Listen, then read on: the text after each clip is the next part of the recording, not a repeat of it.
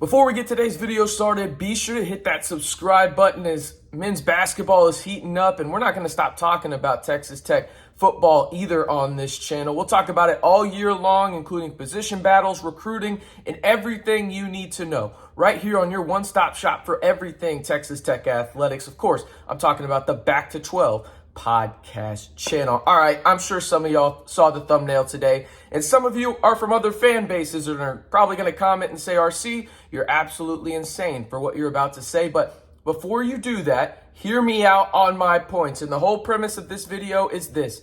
I think the Texas Tech football program could be one of the next Big 12 elites. And obviously I'm talking about in the new Big 12. You see UT, OU leaving for the SEC. You've got BYU, Cincy, UCF, and Houston coming in.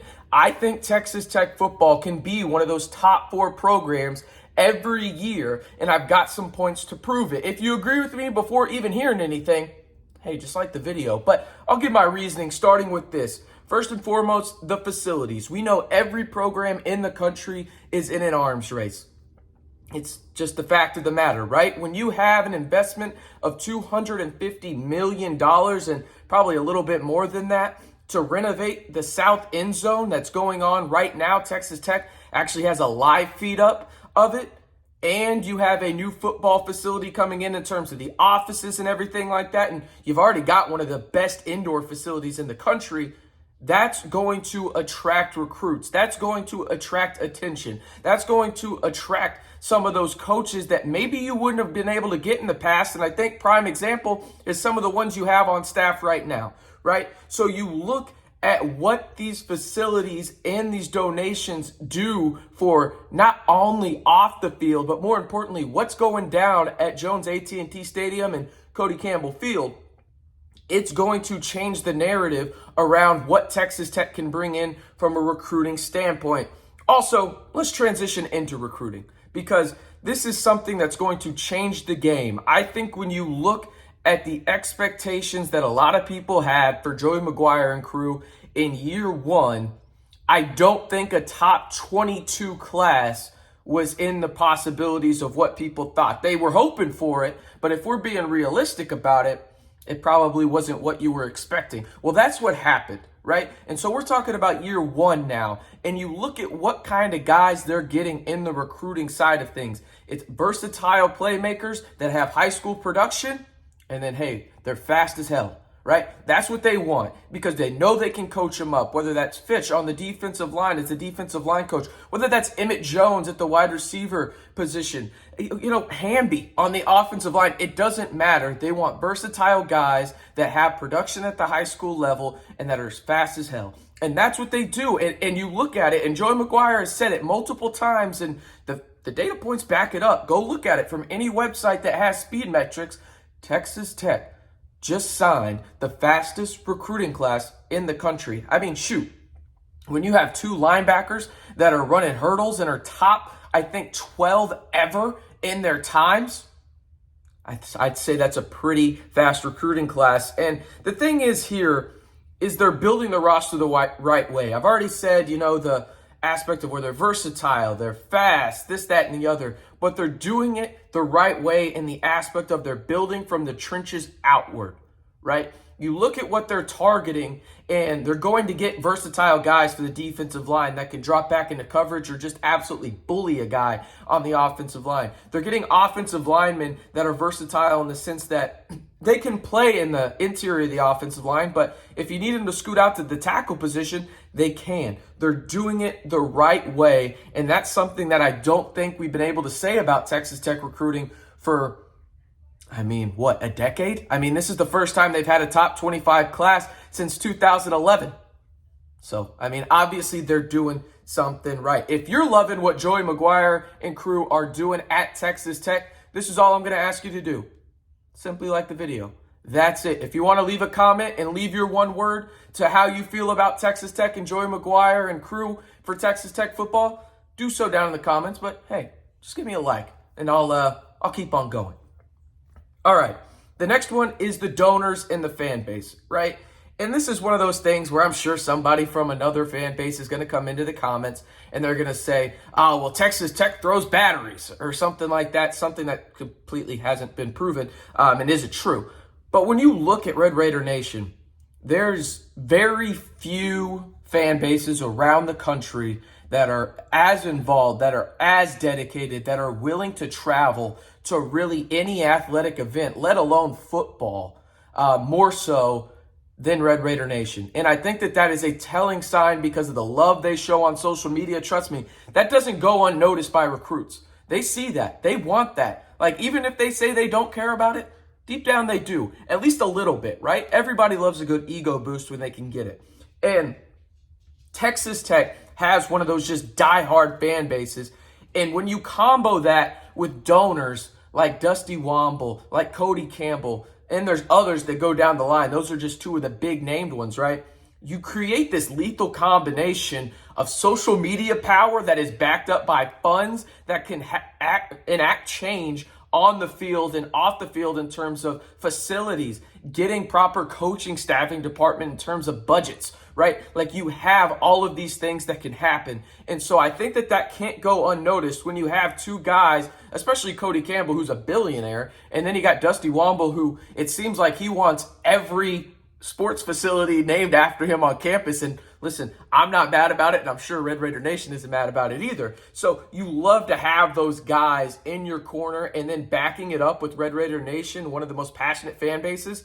It's a hard combo to beat, right? Next, let's move on to NIL. And there's going to be some people that laugh at me in the comments or make fun of me. It doesn't really matter. Listen, Lubbock is bigger than people think.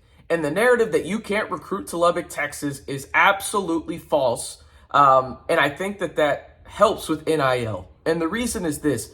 It goes back to that fan base. There are plenty of Red Raider Nation-owned businesses that want to be involved and help these athletes get their business name out there, but also really just impact these guys' lives for the better, right? And so I think when you look at what NIL has and the potential out in Lubbock, it changes a lot of things, right? You have obviously the $25,000 already going to them just by signing an NIL deal, but you also have a multitude of different ways to collect money. And from the NIL side of it, if you're a player, from local business, even bigger business, whatever it may be, it doesn't matter. NIL is a big thing right now out in West Texas, and it's proving to probably be a bigger factor moving forward. Obviously, a lot of these coaches aren't happy about it, but use it to your advantage. And I think from everything I've seen, Texas Tech has done that and then some. I mean, there's got to be something you can do with the fastest class in the country and make that NIL available, right? But that doesn't stop there. I think when you look at the companies owned by Red Raider Nation or Texas Tech alumni, it's vast, and it doesn't just stop in West Texas. It goes to Dallas, Fort Worth, Houston, all across the country, and I think you're going to see maybe some national branding if you get those bigger names in Texas Tech athletics, and I think you can do that with football. All right, we're about 8 minutes into this video. I got to do another promo. Be sure to hit that subscribe button. Again, I asked you at the very beginning of the video to do so. If you've gotten this far already, obviously you're liking the video. So be sure and hit that subscribe button for the latest breaking news in Texas Tech athletics, whether that's recruiting, on and off the field. It doesn't matter. We'll keep you in the know right here. And hey, if you like listening to the only former Texas Tech athlete that has a podcast, and Lyle Leong Jr., may have heard of him, second all time in receiving touchdowns at Texas Tech. Well, I do a podcast with him, but you can come just to listen to him. I know how that works, right? This is your one-stop shop for that podcast. Be sure to hit that subscribe button and stay in the know right here on the Back to 12 podcast channel. All right, got 2 more points here, and I want to hear some of y'all's points. If I didn't get to them in this video, let me know down in the comments. The next one is coaching, right? Joey McGuire and his staff, whether that's Tim DeRuyter, Zach Kitley, whatever it may be, they have vast connections in the most plentiful recruiting state in terms of talent in the country, which is the state of Texas, right?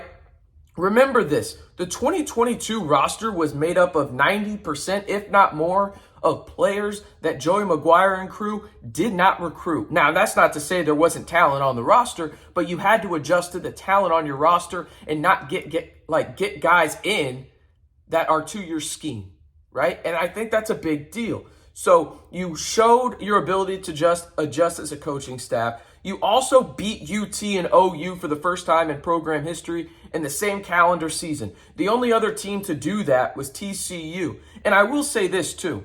I think when you look at those top 4 teams in the new Big 12, you have to put TCU and K-State up there already. I think they've earned that. I think there's 2 more spots available, and I think Texas Tech is in a prime spot to be one of those because of their success this season, right?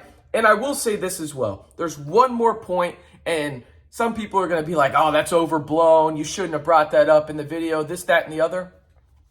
It's that guy. It's simple as that. There's a Patrick Mahomes effect at Texas Tech. Listen, it's the truth. You don't have to like it, but it is what it is. When you look around the NFL right now, you think of one name as the guy that, all right, here's the dude that I think about in terms of leading that next generation and is already a superstar in the NFL.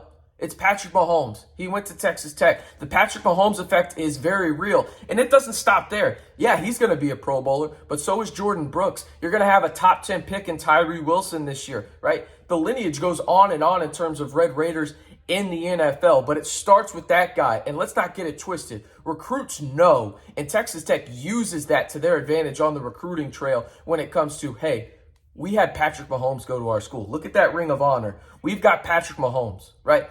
Don't let that be shortchanged. You use him in terms of the recruiting trail. And Patrick Mahomes is cool with it. He'll retweet some of this stuff, right? The Patrick Mahomes effect is very, very real at Texas Tech, and Texas Tech football should use it to their advantage and then some. You're already seeing the university do it, putting Texas Tech University at Arrowhead Stadium every chance they get, right? So allow Patrick Mahomes to be that lead ambassador for your football program, because the dividends in the very end will only help you and pay off big time. All right.